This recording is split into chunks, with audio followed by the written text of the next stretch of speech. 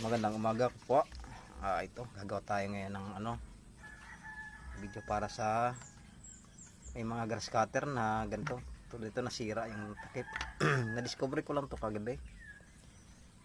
Ngayon kung mga nasira ito at medyo mahal din ang ang takip. Yan, na-repair ko to kagabi. Yan. Bali may discover ako itong papalit natin. Yan, may P. Sample mo. Yan. Ito isa mga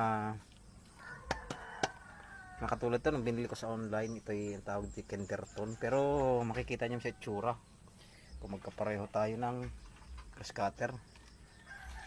Sa video ito mga kakatipid ka na ng bibili mong takip. Nasa paligid lang to. Yan, may P.